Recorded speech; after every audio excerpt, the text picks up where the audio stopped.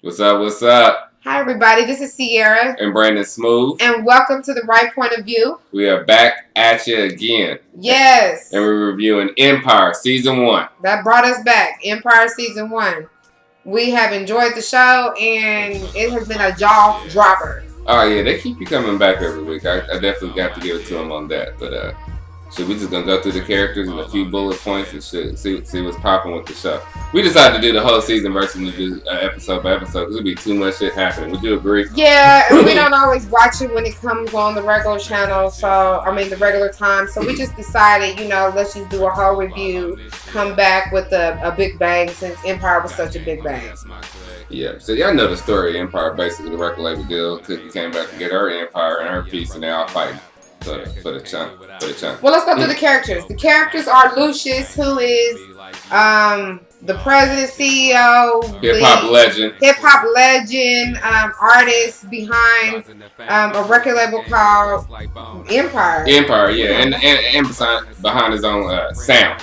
They pushed that a lot in the music. Right. He had his own sound that a lot of artists look up to him. But actually, him and his wife, estranged wife, Cookie, started the company together in their living room with their 3 boys. And what ended up happening was they end up building their money through a dope money. They were selling drugs and whatever they need to do to build a record company. Yeah, and it really helped Lucius's career. And once he got his deal, he took the money and ran. And started his own goddamn record label, and voila, that's what they get. Well, hold on, back up real quick. Well, once he started all that, Cookie ended up taking the fall. Like, I guess a dope case came up. Somebody had to take the fall. And somebody had to take the fall to where y'all getting this money from. Because the money ain't right there. Raised $400,000. And she took the rap and did 17 years in prison. Yeah, almost 20 years. Away from her sons and away from her husband and all that. So she comes back out and she's coming back to this big empire, which is the record label. Yeah. Which is the show concept. I like the story, and it's obviously somebody's story. You can tell, It's a good story. They're taking pieces from different people's actual lives and shit. I believe it's a good story. She has some issues with it. They had 3 sons. Mm-hmm. Andre, who is the oldest son, he is the intellect of the group. Went to college, graduated. MBA. Mm-hmm. He looks like just a real straight and narrow guy from the first time meeting him. You would kind of think he was an Uncle Tom. Yeah, he see his character. Yeah, but he does present that as just the look from not even speaking. He's what corporate America wants us black guys to be. He wants to talk like this all the time and have a crew cut.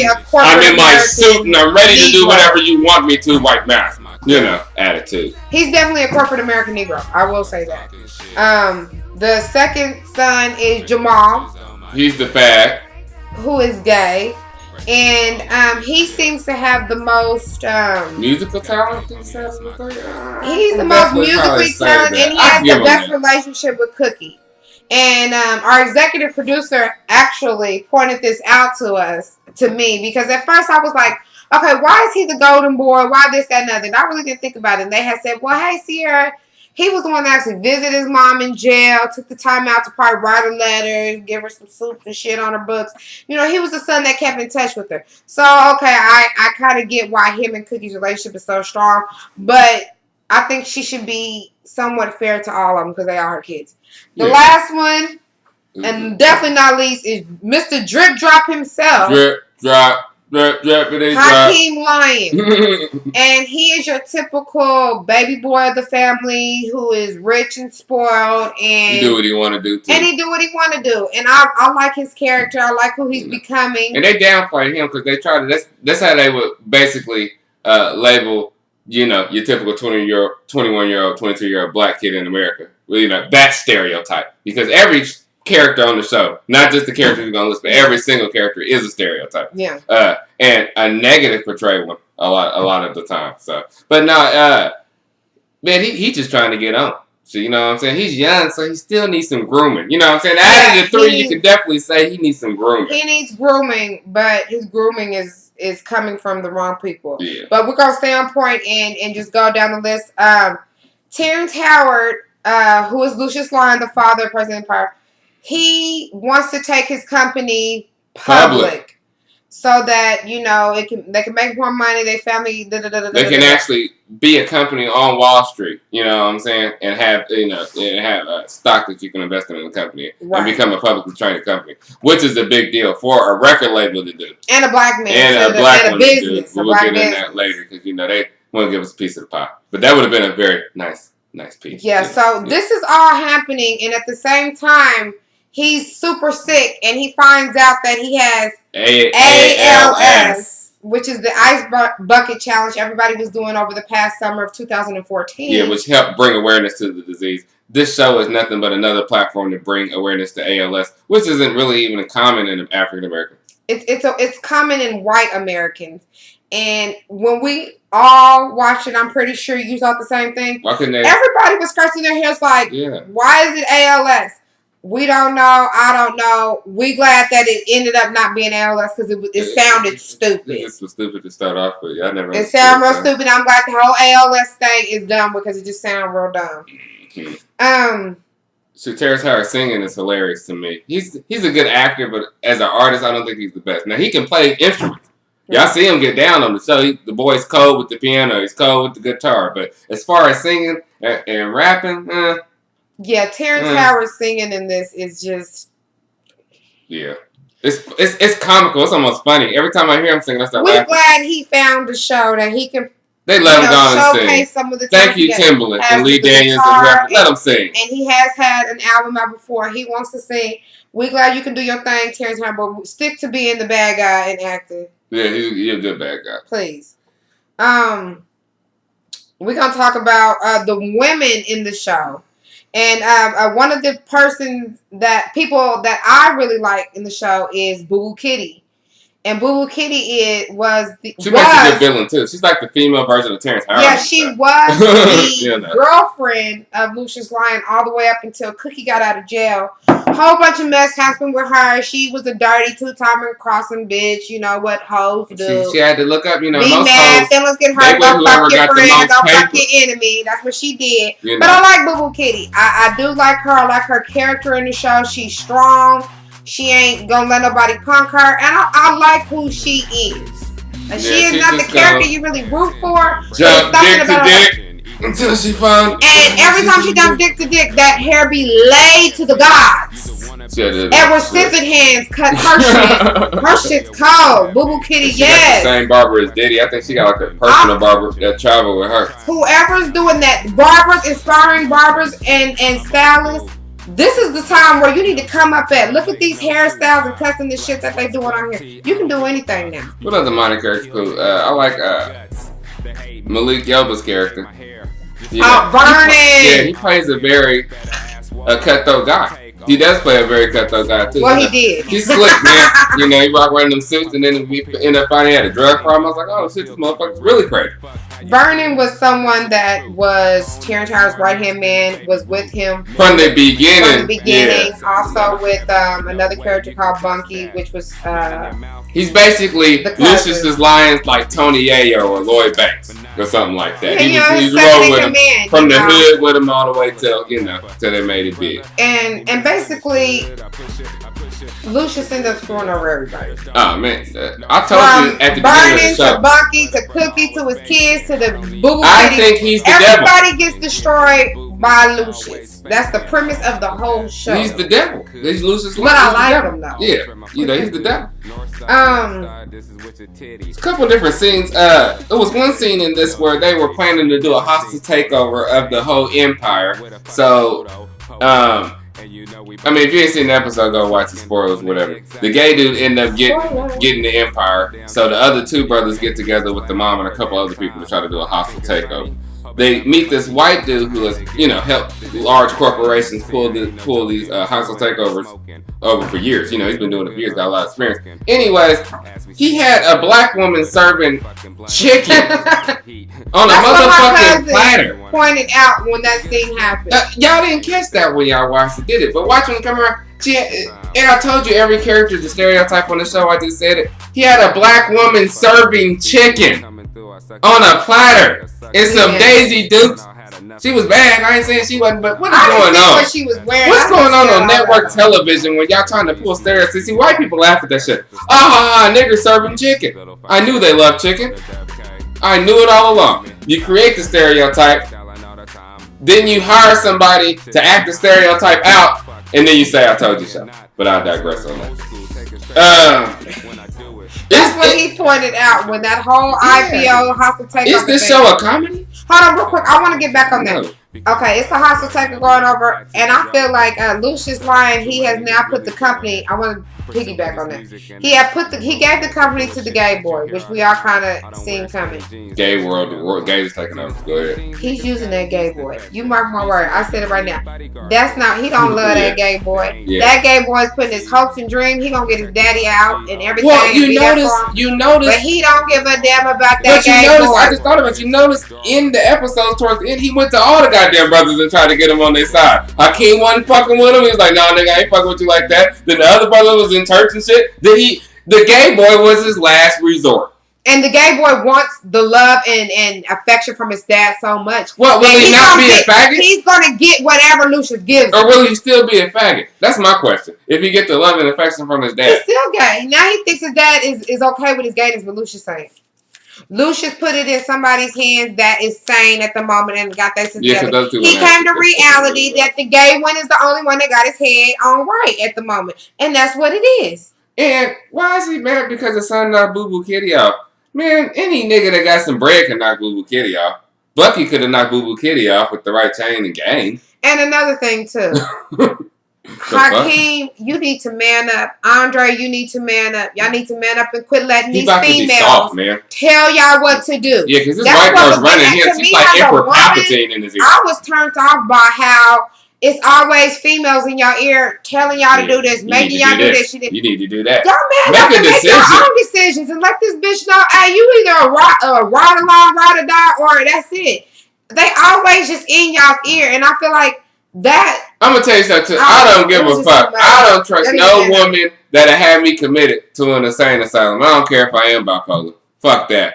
No, sometimes you need to lock a nigga up. They could have locked. There was enough big niggas there to put that nigga in the basement or something. They did not have to have him admit it. That's just public record, or it could be dug up in the future. No, you know that type of stuff is supposed to be confidential. It's supposed to be doctor type shit. But you know the money in the business in they in. The dude from Creek Work could easily, Brady could easily motherfucking dig that shit up and use it later on against him. Yeah, but you gotta have you gotta have the doctors. That's a big old step. You know, got the money. That's a personal. You got the money. You can buy them off. Yeah, it's supposed to be. I don't know. I just feel like they need to man up in the show. Next season, we want to see the hardest person on the show is Cookie and Lucius. And another thing, let's talk about Cookie real quick. Cookie, you are Taraji P. Henson. You are Yvette. You are all one and the same. We love who you are because we all see ourselves in that. We all see our aunties, our mamas, our cousins. But Taraji P., let's keep it real, baby girl. This ain't a big stretch from shit you done played in the past. And who you probably really are deep down. An Emmy for this shit? She might win some shit. She won an NAACP award, but they get them out to all of us, thought they say. But Cookie, honey, I don't know. We need to see some more crying and crazy or something for me to be like, I'm not Team Cookie. Just because it's not a big stretch from who Taraji P. Henson is. Taraji always played these type of roles. Mm-hmm. She done played other stuff here and there, but this is Taraji. This is what we like to see you at. We like to see you can't get see nobody else in the role, though. I couldn't see nobody else in the role. I wouldn't want to see nobody else in the role. Once you make a role your own, that's the shit. Let's get back to, what else is there? Let's talk about Jennifer Hudson singing the church song and the gay boys getting it in. Because I was fucking disturbed by that. It bothers you. I'm sorry, that still bothers me. I just feel like that is so inappropriate to have those two mixed in what the message is. But and if you think about it, you go to church, it's a faggot singing the goddamn choir song. Well, so shit, they mixing that shit. We mix it on Sunday or mix it on Wednesday night. It was too much. They was having. But they need to put it on the facts. Oh my God! And then he's banging this dude out, and that was too much. Okay, Lee Daniels, back up a little bit. They have to push back. They're pushing the gay agenda. That's what they're doing with the show. They're using the show to push the gay agenda, unfortunately. And they're doing it, but they're making it's an inch. They do a little more, then a little more. Next thing you know, it's gonna be some real gay shit. Well, we gonna get back on the gay. Yeah, let's get on Black Rambo and his whack freestyle. Hold on. But before his whack freestyle, which he sucks lyrically, his speech was right. And when he busted in that motherfucking meeting and said, y'all got a princess, a motherfucking fairy, leading the goddamn shit, fuck the label, I'm out. Tupac would have said that, okay? Real niggas like that would have been on that same shit, nigga. You know what? Y'all got a princess leading us? We getting led by the princesses now? I'm out. And I respect Black Rambo for that. But his bars sucked as far as the freestyle. Yeah, Black Rambo sucked. Come on. But he was even better. What is with this gay battle scene? He came in there, ducked off. He had the hood on. He had his 8 mile on. Boom, boom. Yeah, I thought Jamal was on freestyle. He came out. Hey, let me up on stage. I'm gay.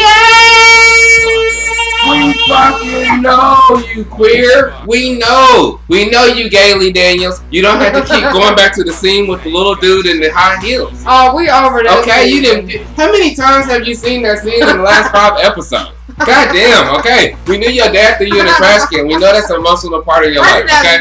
But we don't want you to keep fucking showing that bad shit. Every father, I think Terrence Howard was like, I thought he was going to beat that motherfucker like Ike did Tina in this motherfucker when he first found out about that gay shit. Fathers, we don't know how to react to no shit like that. I don't know what the fuck I might do. You might drop kick your motherfucking son right in the chest. You don't know what you're going to do. Jamal, you should have came out of freestyle. I don't know who told you. That's not a rap battle. Let him sing and that was whack. It was the whole thing was whack. It's not real. It wouldn't happen in a real rap battle. It wasn't real. Hey, if man, look, go to Detroit right now. I dare any fag to go in there that can sing and go into one of them real underground battles and say you gay, you be walking out of there with 3 shoes. But basically, the show is just crazy from beginning to end. Lucius, the whole time he found out he had ALS, he did a lot of things dirty to his kids. The nigga shot Bunky. He killed Bunky. We found out he fathered a little black girl with Raven Simone's dyke ass. Not black either, but not black. What else did Terrence Howard do? He just did every bad thing on the show. He's just done any evil thing you can think of. He's done it to his kids. He got rid of Naomi Campbell, he broke them up. Everybody. He got Cookie locked up for 17 years. Let's not forget the initial bad thing he did. That was so. In the end, it came out that someone told about Bunky's disappearance. Well, Bunky's killing, because it came out, excuse me. And, it was fucking Malik Yoba, Vernon. Yeah, Vernon he was the star witness. But now Vernon is nowhere to be seen because clearly the white girl knocked him out. Let me get on white girl real quick. That's Andre's wife. This girl, you are doing your job acting, okay? She is putting her real work for the white women across the world. I'm not here to raise awareness for the white women, but she is letting us know how it really goes on. And when white women get with black men, how y'all get into the head, how y'all doing. Girl, you showing us what goes on, honey. Yeah. They might pull your card from this girl. You telling secrets and shit. Well, they let us slip in, but we know y'all white devils. The freakiest of all time. The Greeks is the freaks. Know that. And the bitch put the bib on. Like, I don't like that. I'm not going to say I don't like that. I want to be a hypocrite. I'm a dude, first off. That was inappropriate for Christians, children. I think that was a little extreme. Even on R-rated movies. I ain't never even really did no shit like that. They gave me eyes. Okay. But anyways, I digress. The white girl need to quit. That bitch had a bib in the kitchen drawer. You notice that every time she always bringing up the Empire, though? You need to get down there to make sure you get your father's empire. You need to make sure you're down there to sign happy on. I'll go for you. But she wants your money. She's doing like all the white girls do with the NBA star. I think y'all accepting the society because y'all got some white. That don't necessarily that mean bitch keeps a bib in her birthday bag. Okay. Integration is not the solution. She keeps a bib in that Chanel bag. Okay. Eric Garner and people gonna still get choked and hung on the goddamn streets. Okay. The point of the story is women. Pull out your bibs a little more often. Maybe you get some results from these niggas. But you ever had your nigga admitted though to the hospital and signed that chart? And I'm he didn't hurt you though. My mind has to roll because your motherfucking mind can't. I sure grab your ass committed. You ain't about to fucking tear my house like fool, cuss me out, beat me up, and scared and all that shit.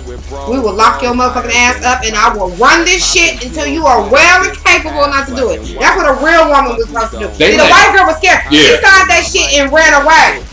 A black woman would have signed that shit and put on the baddest pantsuit. She done wore to church last Sunday, and a church had a bag. She would have had a Coach bag because she didn't have all that money for a Chanel bag. You have a Coach bag that she started bag, and she would have ran that. She would have run that company. So yeah, I would have had them out of minute. You know, it sounds wrong, but I love you, and it would happen. Last but not least, we just want to talk about Lee Daniels. Hold on. Before that, who is the dude chick that's in Hakeem's group? Somebody. He's the light-skinned dude with the eyeliner.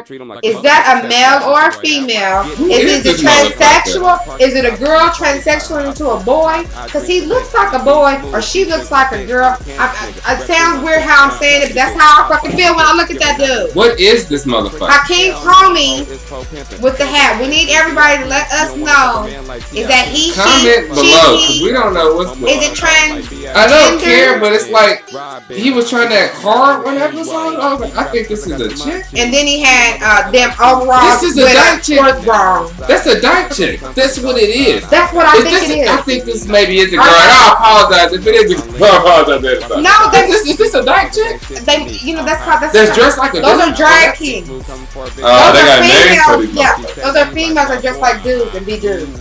Like guys be drag queens and they dress in bitches clothes. It's women that dress in dudes clothes and they shave their head, they put on like that, like to grab no fake nuts and shit. Yeah, you don't got no around nuts your pussy. Motherfucker got a belt on.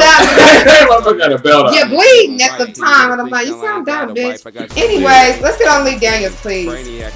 Lee Daniels has done movies like The Butler and Precious, those gems in cinema. You know, the best movies and representation of black people of all time.